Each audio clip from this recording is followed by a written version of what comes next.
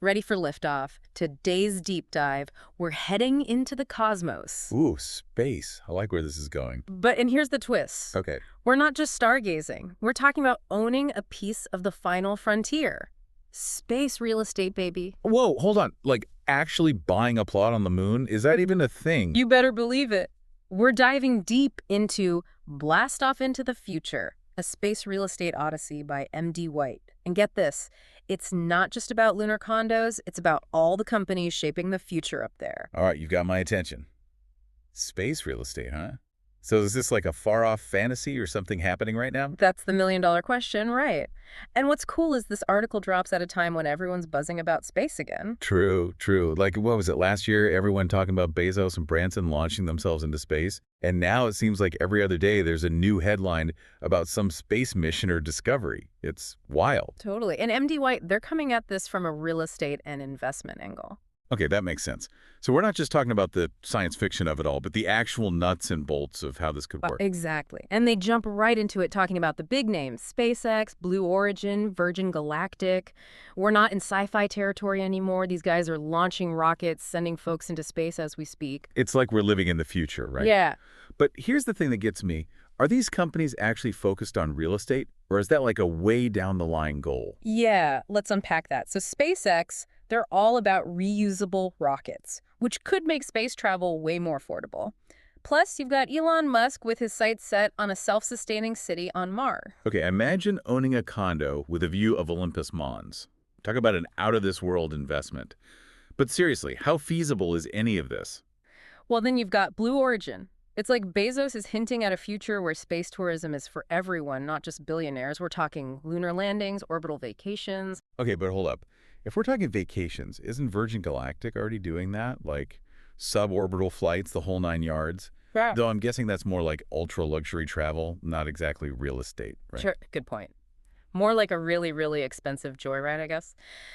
But speaking of actual space dwellings, this article mentions Bigelow Aerospace.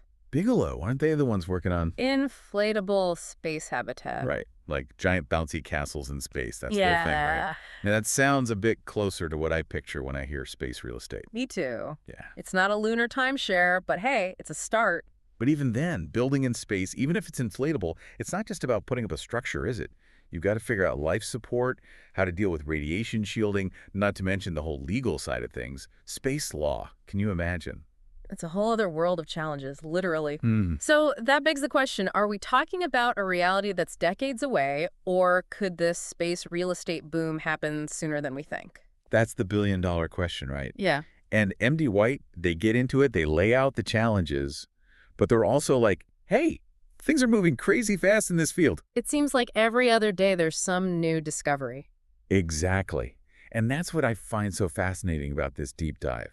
It's not just about the big names, the SpaceXs, the Blue Origins. Right. The article also shines a light on these like lesser-known companies who are doing some really, really groundbreaking work. So we're going off the beaten path a bit now into the under-the-radar companies. Exactly. This is where it gets interesting for folks like me who are like, okay, space is cool, but I'm not a billionaire.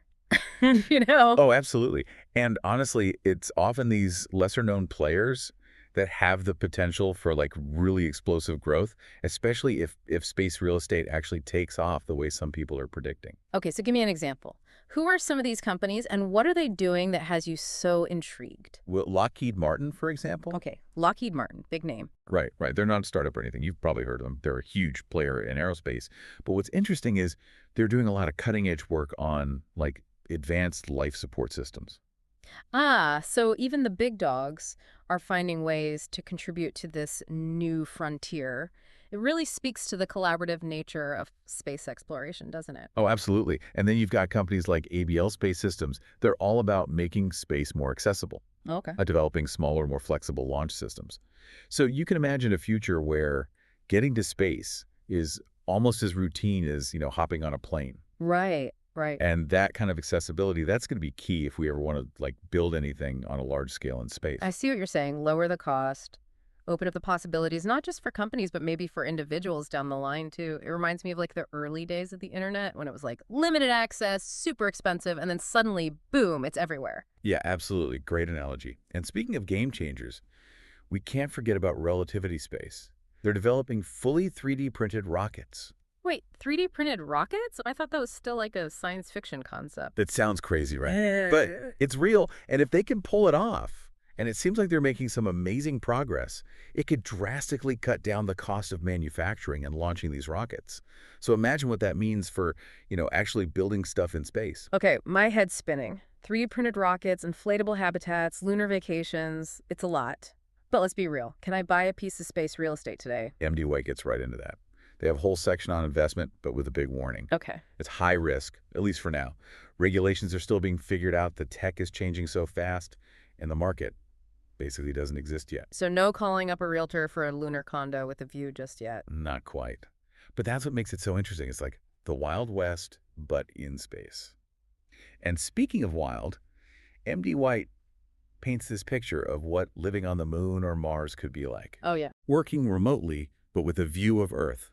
Growing your own food in these hydroponic gardens. Okay, that sounds amazing, but also kind of far-fetched. Is that realistic, or is it just to get people excited? Probably a bit of both. The idea of a Martian vacation home is super cool, but think about it. Martian gardens. You'd need to create an entire ecosystem. And we're back to radiation shielding, life support. It's not building a house, that's for sure. Exactly. But MD White's point is, space isn't just a place, it's like where we're headed. Yeah. Whether you're investing today or not, understanding these companies, what they're doing, the hurdles, that's what puts you ahead of the game if or when this becomes mainstream. It's like back in the 90s with the internet. Most people didn't get it, but the ones who did, they were set. Exactly. And this deep dive, it just shows how massive this whole thing is. Yeah. So much to learn, to explore. It's not just real estate. It's about pushing what humans can even do. Makes you wonder, what's the next big breakthrough going to be? And who's going to make it happen? I can't wait to see. Me neither. Well, that's about all the time we have for today's deep dive. Thanks for joining us as we explored the exciting and maybe a little crazy world of space real estate. It's a wild ride, and we're just at the beginning. Until next time, keep looking up.